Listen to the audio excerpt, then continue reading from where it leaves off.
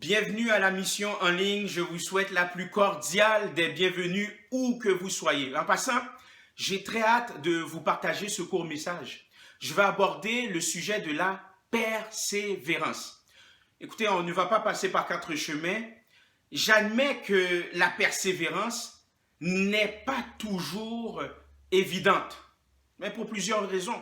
Notamment parce que certaines fois, il y a des situations qui nous écrasent, qui nous découragent et qui nous énervent au plus haut point. Et on finit par se lasser, on finit par se fatiguer et on a envie de tout abandonner. Toutefois, si nous voulons que l'Église locale, que l'Église universelle rentre dans son mandat, je crois que nous devons faire preuve de persévérance lorsque la vie propose son lot de difficultés. Mais posons-nous la question, qu'est-ce que la persévérance? Ma définition de la persévérance serait ceci: ne jamais abandonner. Ne jamais abandonner. En d'autres termes, faire preuve de ténacité. Être tenace, c'est l'effort nécessaire pour faire quelque chose et continuer à le faire jusqu'à la fin, même si cela est difficile.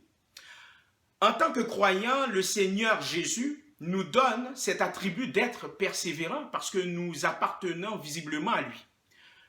Parce que lui-même a été tenace jusqu'à la fin de sa mission. Alors nous sommes appelés à être persévérants. Autrement dit, la persévérance chrétienne cultive un sens de la détermination qui peut créer une résilience face aux problèmes majeurs dans la vie. Nous sommes appelés à persévérer malgré les difficultés ou l'opposition. Or, si nous devons persévérer dans quoi que ce soit, cela devrait tourner notre attention vers Dieu. Car sans lui, ça va être difficile. Je vous le dis, ça va être difficile sans lui. Je dois absolument me tourner vers Dieu. Pourquoi? Parce qu'il est là pour nous aider à passer à travers tout ce que nous passons et ce que nous endurons. Et nous pouvons faire appel à lui à tout moment. Écoutez, ce n'est guère le moment de lâcher prise.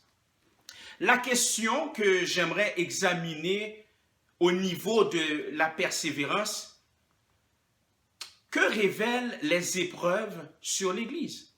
N'oubliez pas la définition de l'Église. Je ne parle pas de l'institution, mais de la somme des chrétiens adhérents aux croyances de Jésus. Je dis souvent que l'épreuve révèle le caractère. Je le dis même à mes enfants, l'épreuve révèle le caractère. Et c'est plus vrai aujourd'hui que jamais. Une chose que j'ai apprise sur les individus, c'est que ce qu'on traverse révèle toujours qui nous sommes, qui je suis réellement. Quand nous vivons une pression, voire même éprouvée, notre personnalité se dévoile. Quand nous sommes tentés, nos personnalités se dévoilent. Quand nous sommes affligés, le vrai moi sera toujours exposé. Ainsi donc, l'épreuve révélera toujours mon caractère. Cette vérité est la même avec toutes les personnes croyant au Seigneur Jésus-Christ. Lorsque l'Église est sous pression, le caractère de l'Église est révélé. Qu'est-ce que les épreuves révèlent sur l'Église? Vous savez, Dieu a accompli certaines de ses plus grandes œuvres au milieu du plus grand chaos du monde. Cela a été vrai tout au long de l'histoire de l'Église. Lorsque l'Église est sous pression, le royaume de Dieu a tendance à s'agrandir. L'Église devient plus forte, l'Église devient plus grande et plus audacieuse à cause de la pression. Maintenant, qu'est-ce que les épreuves révèlent sur l'Église lorsque nous vivons des difficultés? L'auteur Luc, dans le livre des Actes, nous montre comment le caractère de l'Église est exposé au milieu d'une pression intense. Les chrétiens sont pressés de toutes parts, décapités pour leur foi et perdent des membres de leur famille. Et ce que nous voyons dans l'histoire de l'Église primitive, nous ne voyons pas des gens abandonner leur foi, ni de relâchement, mais plutôt des qualités de fidèles adeptes. Maintenant, regardez, jetons un coup d'œil dans le livre des Actes, chapitre 2, les versets 42 à 47. Ces versets me serviront de base à mon message. Donc, le livre des Actes, chapitre 2, les versets 42 à 47, j'en fais la lecture pour vous. Ils persévéraient dans l'enseignement des apôtres, dans la communion fraternelle, dans la fraction du pain et dans les prières. La crainte s'emparait de chacun et il se faisait beaucoup de prodiges et de miracles par les apôtres. Tous ceux qui croyaient étaient dans le même lieu. Ils avaient tout en commun. Ils vendaient leurs propriétés et leurs biens. Et ils en partageaient le produit entre tous, selon les besoins de chacun. Ils étaient chaque jour, tous ensemble, assidus au temple. Ils rompaient le pain dans les maisons et prenaient leur nourriture avec joie et simplicité de cœur, louant Dieu et trouvant grâce auprès de tout le peuple. Et le Seigneur ajoutait chaque jour à l'Église ceux qui étaient sauvés. C'est incroyable, c'est vraiment un beau texte qui fait mention comment l'Église primitive opérait et comment cette Église était unie visiblement. Et on constate également qu'ils étaient assidus, qu'ils persévéraient et, bien entendu, ils louaient Dieu. Et je le dis souvent, nous aimons souvent parler de l'Église primitive, c'est-à-dire ici l'Église à ses débuts, et nous en appelons à elle et à son histoire. Il est manifeste que ces versets que nous venons de lire, eh bien, sont certainement une Église persévérante par la puissance de Dieu, bien entendu, par la puissance de Dieu. Les premiers chrétiens n'étaient pas parfaits. J'aimerais insister là-dessus, les premiers chrétiens n'étaient pas parfaits. Néanmoins, ils étaient diligents et constants dans leur assistance à la prédication de la parole. Ils ont continué dans la méthode des apôtres et n'ont jamais renié, ni abandonné. Comment je peux dire? Comme on peut le lire ici, ils ont continué à suivre l'enseignement ou l'instruction des apôtres. Par exemple, par le baptême, ils ont été disciplinés pour être instruits. Et ils étaient également disposés. La disposition fait toute la différence. Sinon, les premiers chrétiens seraient en contradiction avec eux-mêmes. Notez bien que ceux qui n'ont pas régressé spirituellement avaient pris conscience d'entendre sa parole. En d'autres mots, ils avaient soif de la parole de Dieu. Pour quelle raison? Eh bien, parce que lorsque nous avons soif, nous lui rendons ainsi honneur. Voilà. Nous nous rendons ainsi honneur à lui et nous nous édifions dans notre foi. Toujours est-il qu'ils ont maintenu la communion avec les autres chrétiens de leur communauté. Et il y avait là un antidote pour ne pas régresser spirituellement, pour ne pas renoncer à leur foi, pour ne pas abdiquer sur le plan de leur croyance. Nous voyons plusieurs choses qui sont révélées lorsque l'Église vivait des moments de difficulté intense. Ainsi donc, ils ont continué à persévérer. Alors, je nous encourage, je me mets là-dedans pareillement, je nous encourage à persévérer dans notre démarche de foi avec le Seigneur. Lorsque nous persévérons, nous devenons des personnes convaincues. Sachez que nous ne pouvons pas le faire par nos propres efforts. C'est la résultante de l'œuvre de Jésus qui le fait en nous. Une personne convaincue sait ce qu'elle croit, où elle va et pourquoi. Aucune condamnation n'est imposée à un individu qui croit au Seigneur Jésus. De ce fait, lorsque les chrétiens persévéraient, ce sont des croyances et des actions de choix.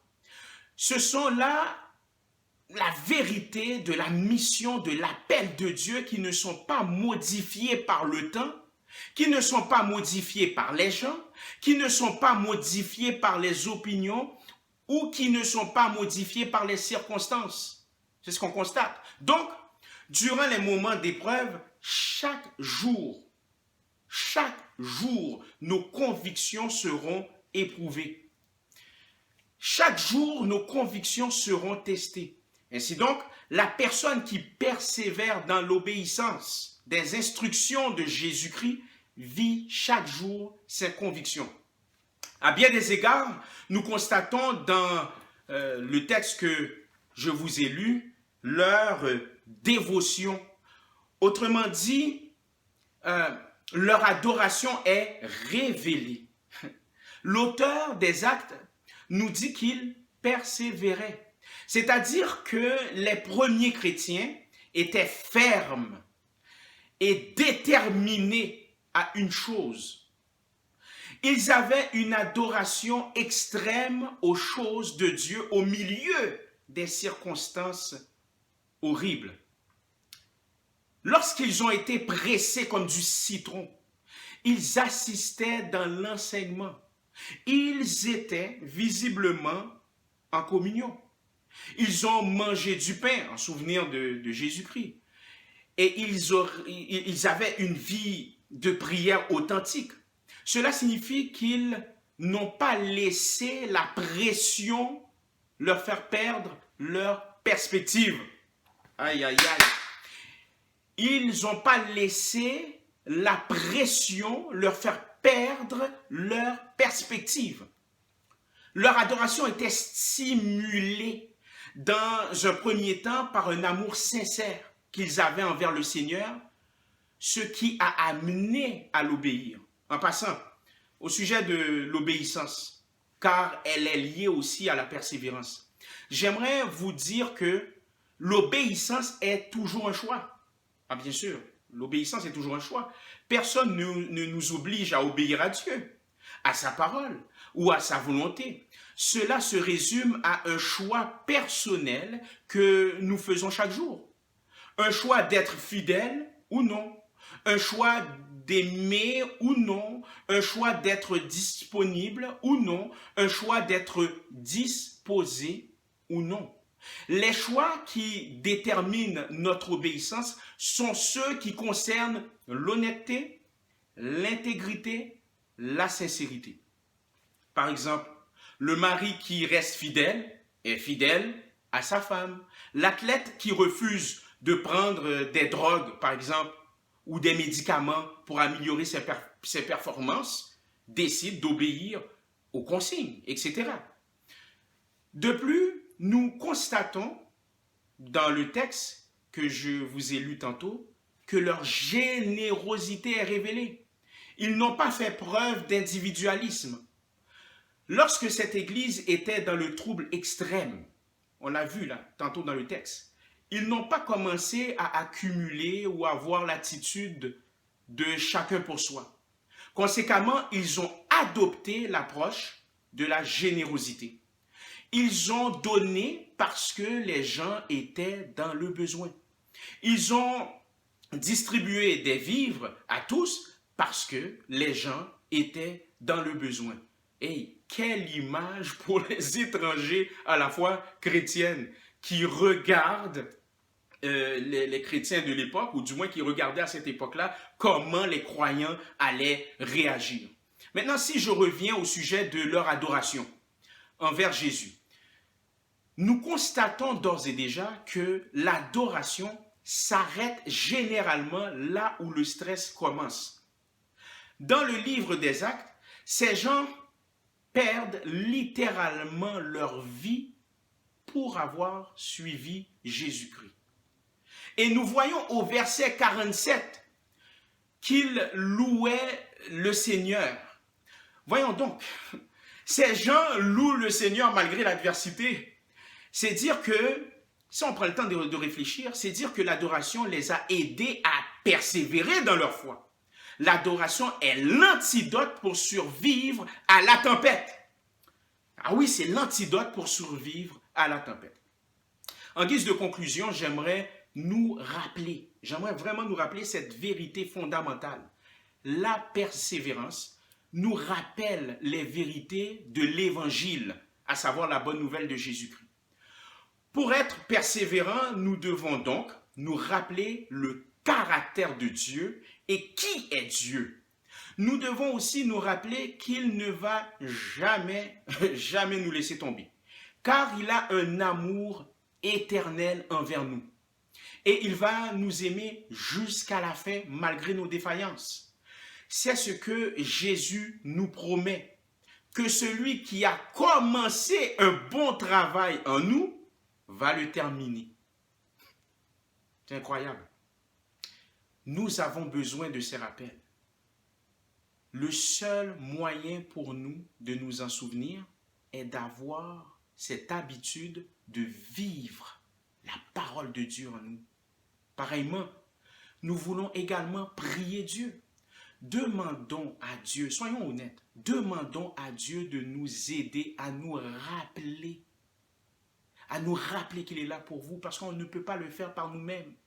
Mais nous avons un assistant, un avocat, le Saint-Esprit, qui est venu pour nous aider à souvenir de cette vérité. Demandons donc à Dieu de faire que ce rappel soit toujours dans notre cœur et qu'il nous aide à persévérer dans notre vie spirituelle malgré les épreuves, malgré les vicissitudes de la vie, et qu'il nous accorde la force pour le croire, qu'il nous accorde la force pour le croire. Jetons un coup d'œil à ce qui se passe lorsque l'Église, dans Actes, reste dévouée. Eh bien, elle devient généreuse et elle continue à louer. Elle reste ferme dans ses convictions. Dieu répond d'une manière puissante. Si nous savons que Dieu répond d'une manière puissante, nous pouvons être certains qu'il nous donnera la force de persévérer. Et si nous avons cette force de persévérer, il est évident qu'il va se servir de nous pour l'avancement de son message.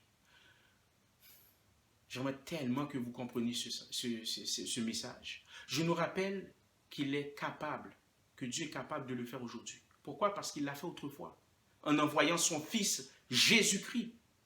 Et par son propre Fils, il a parlé. Par son propre Fils, il a envoyé un message à l'ensemble de l'humanité. Eh bien, je prie qu'on garde cette vérité et que nous persévérons continuellement.